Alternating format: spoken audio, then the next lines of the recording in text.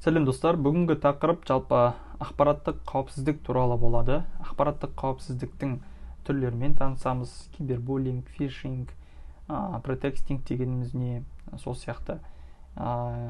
Идентификация мен аутентификацияның айырмашылығы қандай, ботнет дегеніміз не, DDoS шабуылдың айырмашылығы қандай деген сияқты. Әртүрлі теориялық сабақ болады.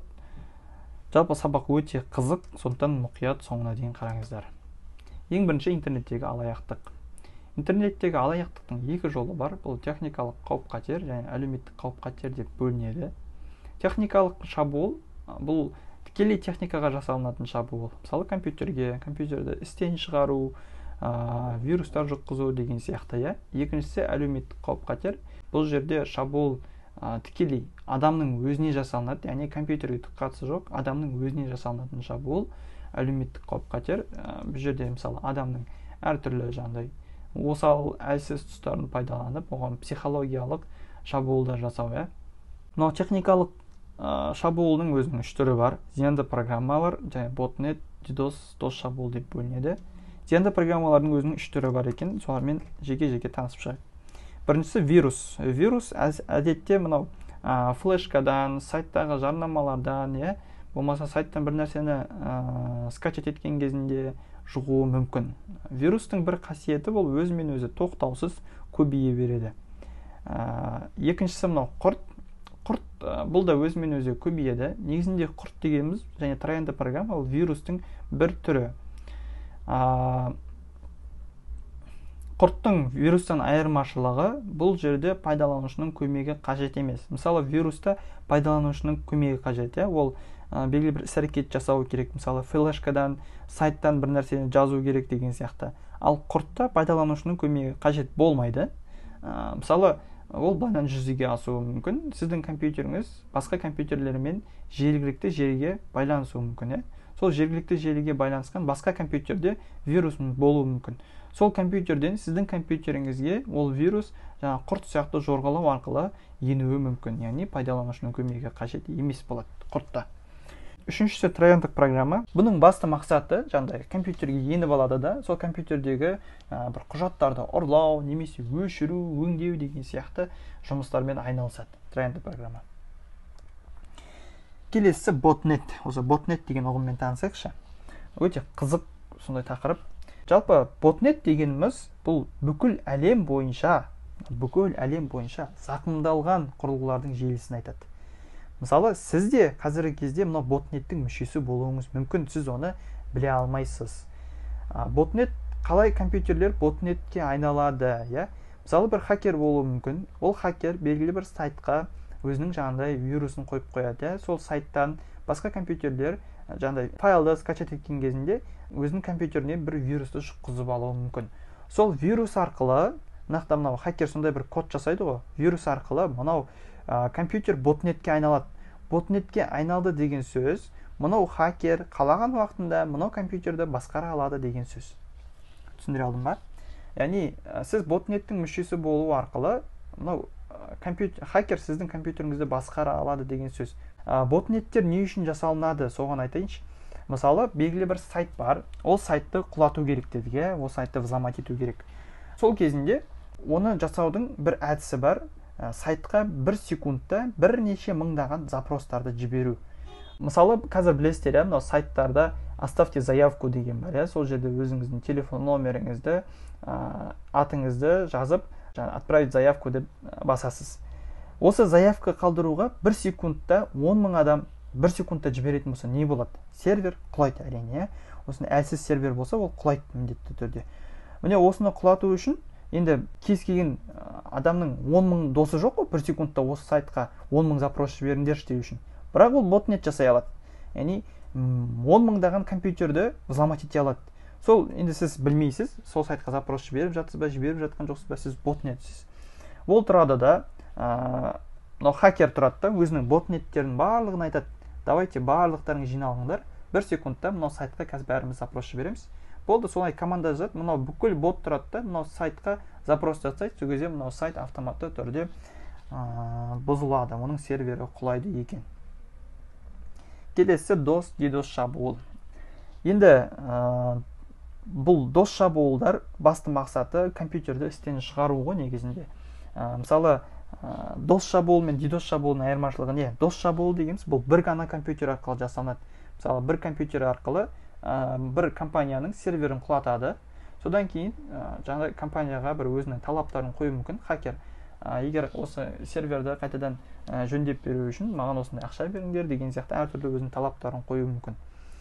Енді дос шабуыл мен дидос шабуылдың айырмашылығы, дос шабуылда тек қана бір ғана компьютер қолданылады, ал дидос шабуылда бір секундта бірнеше компьютер қолдануы мүмкін. Бұл ботнет арқылы жасалуы мүмкін. Мысалға, бірнеше компьютерді ботнет арқылы жасауы мүмкін, Келесі әлеуметтік қауіп-қатерлер. Біз енді осы ботнет, дидос дегенмен жалпы техникалық қауіп-қатер жабамыз да келесі әлеуметтік қауіп-қатерлермен танысамыз. Әлеуметтік қауіп-қатердің үш түрі бар: претекстинг, кибербуллинг, фишинг деген. Енді бағана айтып өттім, әлеуметтік қауіп-қатер бұл адамға жасалынатын шабуыл, адамның жаңағы әртүрлі осал тұстарын пайдалану арқылы оған психологиялық шабуылдар жасайды. Ең бірінші претекстинг деген не? Претекстинг бұл алдын ала жасалынған сценарий арқылы жасалынады, әсіресе телефон арқылы жасалынады. Мысалы, сізге банктің менеджері болып хабарласуы мүмкін, белгілі бір банктің менеджері болып сізге хабарласа да айтады: пәленше, сіздің есеп шотыңыз қазір жаңағыдай өте сондай қауіпте тұр, яғни сіздің есеп шотыңыздан біреу сондай кредит алғысы келіп жатыр. Ол үшін сіз мына нәрселерді істеңіз, содан кейін сіздің шотыңыз бұғатталады, сіздің есеп шотыңыздан сіз арқылы ешкім жаңағыдай кредит ала алмайды деп айтуы мүмкін. Сөйтіп, белгілі бір іс-әрекеттерді жасату арқылы сізді есеп шотыңызды бұғаттау емес, ол наоборот сіз арқылы кредит алып алуы мүмкін. Бұл претекстинг, алдын ала жасалынған сценарий арқылы жасалынады. Екіншісі кибербуллинг. Кибербуллинг бұл желі қолданушыны зәбір көрсету, агрессия, әртүрлі қорқыту мазмұндарын жіберу арқылы жасалынады. Мысалы, сіздің үлкен бір бизнесіңіз болуы мүмкін, және өзіңіздің конкуренттеріңіз бар, Сіз өзіңіздің бір құпия ақпараттарыңыз болады, белгілі бір клиенттердің базасы болады деген сияқты, Сол клиенттердің базасын, например, бір хакер алып алуы мүмкін, айтуы мүмкін, сізге талап қою мүмкін: мен қазір осы клиенттердің базасын басқа жаңағыдай сіздің конкуренттеріңізге берем, болмаса өшіріп тастау үшін маған осындай ақша беріңіз деген сияқты өзінің әртүрлі талаптарын қою мүмкін. Бұл осындай қорқыту арқылы жасалынады, бұл кибербуллинг деп аталады. Үшіншісі бұл фишинг. Енді бұл да бір ақпаратты алаяқтық жолымен алуға бағытталған әдіс. Бұл да мысалы сіздің логин пароліңізді алғысы келеді, мысалы сондай әртүрлі сіз туралы ақпараттарды алғысы келуі мүмкін. Ол үшін хакер тұрады да бір қолдан жасалынған имейл жасайды. Ол имейл сізге қатысты болуы керек. Мысалы, сізге банктан келіп тұруы мүмкін, немесе университетіңізден келіп тұруы мүмкін, мектебіңізден келіп тұруы мүмкін. Мысалы, сіздің университетіңіздің пароль логинін бір хакер алғысы келді деп айтайық. Бір хакер сіздің университетке порталға кіретін логин пароліңізді алып алғысы келді. Ол үшін не істейді? Ол сіздің ақша төлеп оқитыныңызды біледі университетке. И сөйтті, ол сізге мынандай қолдан жасалынған имейл сообщение жібереді: так, пәленше, осы уақытқа дейін осындай көлемдегі ақшаны төлемесеңіз, біз сізді жаңағыдай университеттен шығарамыз деген сияқты бір сообщение жіберуі мүмкін, және астына ссылка қойып қоюы мүмкін. Сол ссылканы бассаңыз, типа сіз университетіңіздің платформасына өтіп атқан сияқты болуыңыз мүмкін. Сол жерде сіз өзіңіздің логин пароліңізді жазған кезінде болды, автоматты түрде сіздің логин пароліңіз хакердің қолына өтті. Бұл осы фишинг арқылы жасалынатын әдіс. Келесі бізде ақпараттық қауіпсіздік. Ақпарат қауіпсіз болу үшін мына үш қасиетіне мән беру керек. Ол әрқашан қолжетімді болу керек, тұтас болу керек, құпия болу керек, Қолжетімділігі дегеніміз бұл ақпаратқа кез келген уақытта алу мүмкіндігін айтады, Ақпарат қолжетімділігін бұзады. Егер сіздің мысалы ақпаратыңыз компьютеріңізде сақталған болса, компьютеріңіздің бұзылып қалуы, істен шығуы мүлдем, болмаса бір флешкада болса, флешканың жаңағыдай сынып қалуы деген сияқты, сондай кезінде ақпараттың қолжетімділігі бұзылады. Екіншісі ақпараттың тұтастығы. Тұтастығы деген бұл жаңағыдай бұрмаланбаған, өзгермеген ақпарат айтады. Үшіншісі ақпараттың құпиялығы. Бөгде адамдар ақпаратты пайдалану мүмкіндігін шектеу, әртүрлі пароль қою, сондай сияқты, бұл ақпараттың құпиялығы деген. Келесі бізде ақпаратты қорғау шаралары. Енді қараңыздар, ақпаратты ұрлаудың бірнеше әдістері бар, Мысалы, бір компаниядағы белгілі бір құжаттарды ұрлау үшін бір программист жай ғана қызметкер болып кіріп, сол қызметкер ретінде жүріп басқалар көрмей тұрған кезінде жаңағыдай құпия ақпаратты компьютерден ұрлап алуы мүмкін деген сияқты осындай әдістер бар. Осындай нәрселерді болдырмау үшін оған әртүрлі шаралар қолданылады. Ең біріншісі соның техникалық шаралары. Техникалық шаралары бұл бұған бөлмелерге бейне бақылау, дабыл жүйелерін орнату деген сияқты осындай әртүрлі техникалар арқылы жасалынады. Екіншісі программалық шаралары. Бұл жерде енді компьютерлерге сондай бір нелерге логин пароль қою, пароль орнату, немесе файлдарды шифрлау деген сияқты. Осы программалық шаралар болып табылады. Үшіншісі бұл ұйымдастырушылық шаралары. Енді бұл мынандай, мысалы менің ағам бар, ол Байқоңырда ракетаны ұшыратын бөлімде сонда инженер болып жұмыс жасайды. Олардың жұмыс орнында күнделікті өздерінің қолдарында карточкасы болады. Сол карточкамен ғана кіреді, сол карточкамен шығады. Және оларда күнделікті тексерістен өтіп тұрады. Олардың қолдарында телефон жоқ па, бар ма деген сияқты. Болмаса олардың жүретін орындарында интернет жұмыс жасамайды, например, интернетті алып тастаған деген сияқты. Өздерінің ғана желілері бар. Сол компаниялар бір-бірімен байланыстырып қойған. Сонда желі арқылы ғана олар бір-бірімен байланыса алады. Осыны ұйымдастыру шаралары дегенге осы жатады. Байланыс арналарын қолжетімділігін барынша қиындату, ұйымның қауіпсіздік шараларын қамтамасыз ету деген осы үшіншісі болып табылады, осы ұйымдастыру шаралары болып табылады.